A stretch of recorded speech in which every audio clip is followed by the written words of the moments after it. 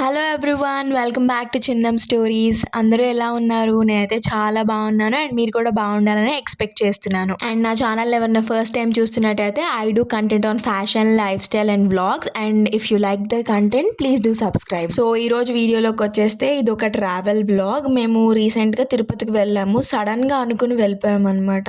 So ఆ vlog ఇది. యాక్చువల్గా ఇది ఒక సడన్ ప్లాన్, అసలు అనుకోలేదు. బట్ వీకెండ్స్లో ఫ్రీగా ఉన్నాము, ఎక్కడికైనా వెళ్దామని ఆలోచిస్తుంటే ఓకే, మనం ఎప్పటి నుంచో తిరుపతి వెళ్ళాలనుకుంటున్నాం కదా, ఈసారి వెళ్దాము అన్నారు.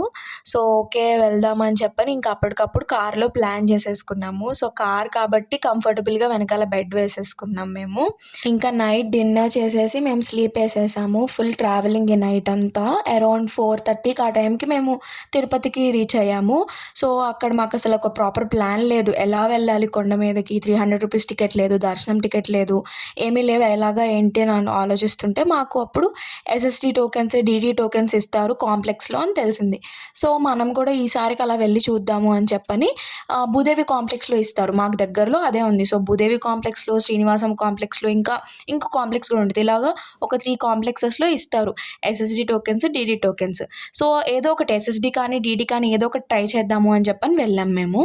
అరౌండ్ 5 o'clock అలాగా మేము భూదేవి కాంప్లెక్స్కి రీచ్ అయిపోయాము. ఇంకా అక్కడ కార్ పార్క్ చేసుకుని క్యూ లైన్లోకి వెళ్దామని వెళ్ళాము. మాకంటే ముందే ఆల్రెడీ క్యూ లైన్లో చాలామంది ఉన్నారు. సో అప్పుడే గేట్స్ ఓపెన్ చేశారు. ఇంకా ఎలాగోలాగా మేము ఆ జనాల రద్దీలో క్యూ లైన్లోకి అయితే వెళ్ళిపోయాము. అరౌండ్ మేము ఒక 3.5 hours వెయిట్ చేసిన తర్వాత 9 o'clock ఆ టైంకి మాకు టోకెన్స్ ఇచ్చారనమాట. మనం క్యూ లైన్లోకి వెళ్ళేటప్పుడు మన ఆధార్ కార్డు ఒకటి తీసుకుని వెళ్ళాలి, ఒరిజినల్ ఆధార్ కార్డ్. మన ఆధార్ కార్డ్ వాళ్ళకి ఇస్తే వాళ్ళు వెరిఫై చేసుకుని మన ఫేస్ని క్యాప్చర్ చేసుకుని మనకి టోకెన్ స్లాట్ ఇస్తారు. నాకైతే నెక్స్ట్ డే 8 PM వచ్చింది దర్శనం స్లాట్. అండ్ ఇంకోటి, సింగిల్ పర్సన్కి సింగిల్ టోకెన్ మాత్రమే ఇస్తారు. అంటే ఇప్పుడు నేను మా ఫ్యామిలీ మెంబర్స్ ఆధార్ కార్డ్ తీసుకెళ్ళి వాళ్ళకు కూడా టోకెన్స్ ఇవ్వండి అంటే ఇవ్వరు. సింగిల్ పర్సన్కి సింగిల్ టోకెనే ఇస్తారు. అండ్ నెక్స్ట్ భూదేవి కాంప్లెక్స్లో ఎస్ఎస్డి టోకెన్ తీసుకోవాలనుకుంటున్న వాళ్ళైతే మోస్ట్లీ మార్నింగ్ స్లాటే ప్రిఫర్ చేయండి, 5 o'clockది. బికాజ్ నెక్స్ట్ స్లాట్లో మనకి టికెట్స్ ఉండొచ్చు, ఉండకపోవచ్చు. బికాజ్ ఆ డే లిమిట్ 10,000 టోకెన్స్. 10,000 టోకెన్స్ అయిపోతే మనకి ఆ డేకి ఇవ్వరు, మళ్ళీ నెక్స్ట్ డే రావాల్సి వస్తుంది. సో అందుకే మార్నింగ్ స్లాట్ ప్రిఫర్ చేయండి ఎవరైనా వచ్చేవాళ్ళు అయితే, ప్లానింగ్ లేకుండా.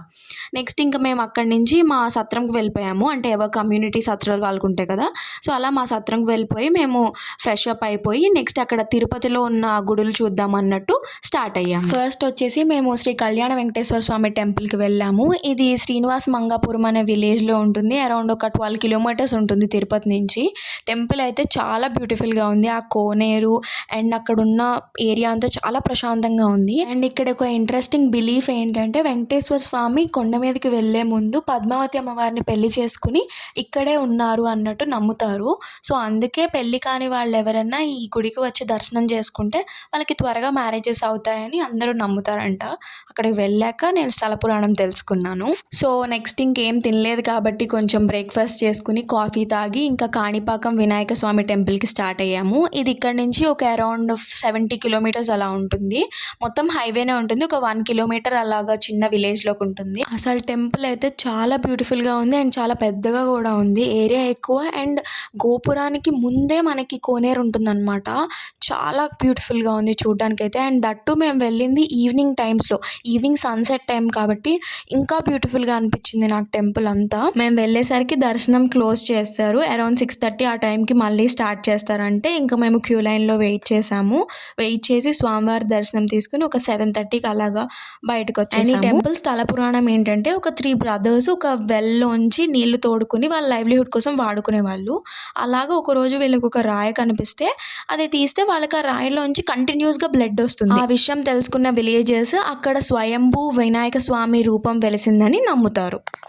ఇంకా నెక్స్ట్ పక్కనే శివాలయం ఉందంటే అక్కడికి కూడా వెళ్ళి దర్శనం చేసుకున్నాము. గుడి అయితే చాలా బాగుంది. బికాజ్ చుట్టూరా వినాయకుడు స్వామి, నెక్స్ట్ శివుడి విగ్రహము, అమ్మవారి విగ్రహము అంతా చాలా పెద్ద సైజులో నీట్గా కట్టున్నారు.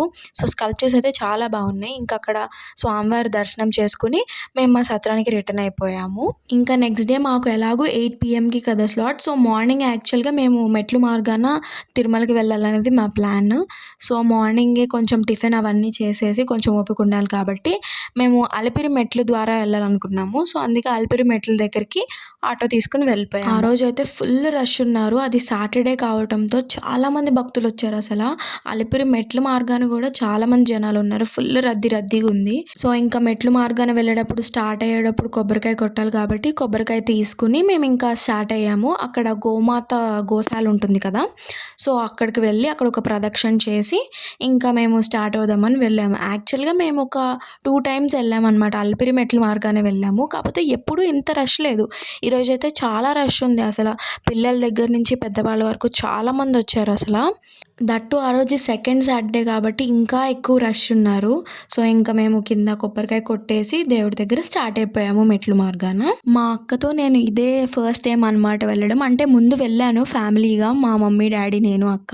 బట్ మా అక్కతో అండ్ బావగారితో ఇదే ఫస్ట్ టైం వెళ్ళడం. నాకైతే చాలా స్పెషల్‌గా అనిపించింది. అంటే నేను ఒక 4, 5 ఇయర్స్ బ్యాక్ వెళ్ళాను అక్కతో కూడా.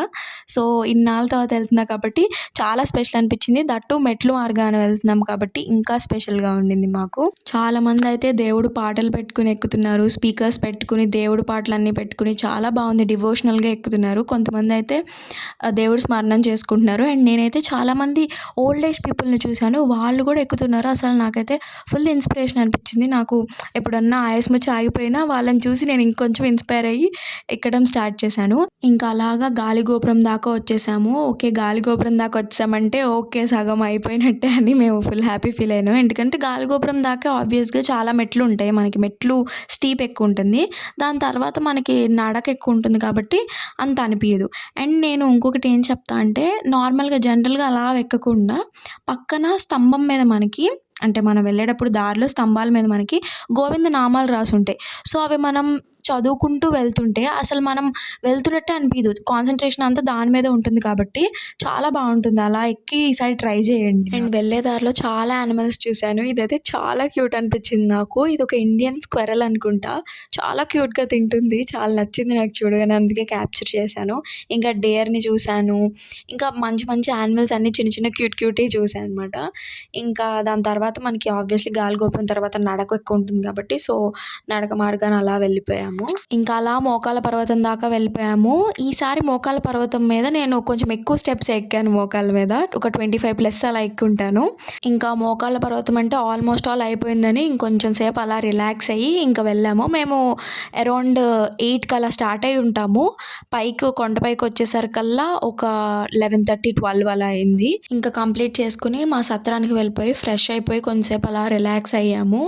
ఇంకా నెక్స్ట్ దర్శనానికి రెడీ అయిపోయి అరౌండ్ 6కి అలా స్టార్ట్ అయిపోయాము తిరుపతి నుంచి. బికాజ్ ట్రాఫిక్ ఉంటుంది కాబట్టి 6కి అలా స్టార్ట్ అయ్యి 8 కల్లా దర్శనానికి వెళ్ళిపోయాము. అండ్ నేను దర్శనం అప్పుడు క్లిప్స్ ఏం తీసుకోలేదు. ఎలాగో ఫోన్ అలౌడ్ కాదు కాబట్టి ఇంకా తీసుకోలేదనమాట. ఇంకా ఆ రోజు నైట్ దర్శనం తర్వాత అక్కడే స్టే చేసాము. దర్శనం చాలా లేట్ అయిపోయింది. సో, అందుకే నెక్స్ట్ డే కొంచెం లేట్‌గా లేచాము. ఒక 10 అలా లేచి ఫ్రెష్ అప్ అయిపోయి తినడానికి వెళ్ళాము. అక్కడ సందీప్ కిషన్‌ది ఒక రెస్టారెంట్ ఉంది కదా! వివాహ భోజనంబు అని. సో, అక్కడ ఫేమస్ కాబట్టి తిరుపతిలో ఒకసారి ట్రై చేద్దామని వెళ్ళాము. ఫుడ్ అయితే చాలా నచ్చింది నాకైతే. వెజ్ చాలా బాగుంది ఫుడ్. ఇంకా లంచ్ కంప్లీట్ చేసుకున్నాక శ్రీ గోవిందరాజు టెంపుల్‌కి స్టార్ట్ అయ్యాము. టెంపుల్ అయితే చాలా బ్యూటిఫుల్‌గా ఉంది. ఫుల్ తమిళనాడు వైబ్స్ వస్తుంది టెంపుల్ చూస్తుంటే. అండ్ ఆర్కిటెక్చర్ కూడా చాలా బ్యూటిఫుల్‌గా ఉంది. అండ్ ఈ టెంపుల్ యొక్క స్పెషాలిటీ ఏంటంటే కొండ మీద వెంకటేశ్వర స్వామి దర్శనం చేసుకునే ముందు ఇక్కడ ఈ స్వామి దర్శనం చేసుకుంటే చాలా మంచిది అని నమ్ముతారు. మాకు ముందు కుదరకపోయినా లాస్ట్‌లో వచ్చి చూసుకున్నాము ఇంకా. నెక్స్ట్ శ్రీ పరశురామేశ్వర స్వామి టెంపుల్‌కి వెళ్ళాము. ఇదైతే చాలా ఏన్షియంట్ టెంపుల్. దీన్ని గుడిమల్లం టెంపుల్ అని కూడా అంటారు. బికాజ్ ఇది గుడిమల్లం అనే విలేజ్‌లో ఉంటుంది. ఇది అరౌండ్ 30 కిలోమీటర్స్ ఉంటుంది తిరుపతి నుంచి. అండ్ ఈ టెంపుల్‌లో ఉన్న శివలింగం one of the earliest stone శివలింగంగా కన్సిడర్ చేస్తారు. అంటే ఎర్లీ టైమ్స్‌లో ఉన్న ఒక గుడి ఇది. చాలా ఏన్షియంట్ గుడి. చాలా బాగుంది స్కల్ప్చర్ అయితే. అండ్ ఈ టెంపుల్ చాలా మందికి తెలియదు కాబట్టి ఎక్కువ మంది రారు. సో, అందుకే చాలా పీస్‌ఫుల్‌గా ఉంది. అండ్ ఇది చాలా యూనిక్‌గా కూడా ఉంది. నార్మల్ శివలింగంలా కాకుండా పరశురామేశ్వర స్వామి విగ్రహం కూడా అక్కడ క్రాఫ్ట్ చేసి ఉంచుతారు. సో, అందుకే చాలా డిఫరెంట్ అండ్ యూనిక్‌గా ఉంది టెంపుల్. సో, నెక్స్ట్ టైం ఎవరైనా తిరుపతి ప్లాన్ చేస్తే ఇది కూడా కన్సిడర్ చేయండి. చాలా బ్యూటిఫుల్‌గా ఉంటుంది టెంపుల్. సో, ఇంకా దర్శనం చేసుకుని మేమైతే హైదరాబాద్‌కి రిటర్న్ స్టార్ట్ అయిపోయాము. And that's it for the video guys. మీకు ఈ తిరుపతి ట్రావెల్ వ్లాగ్ నచ్చిందనే అనుకుంటున్నాను. అండ్ మీకు ఈ వ్లాగ్ ఎంతో కొంత ఇంట్రెస్టింగ్ అండ్ ఇన్ఫర్మేటివ్గా అనిపిస్తే please do comment and like to my video and do subscribe to my channel Chinnam Stories. Bye for now.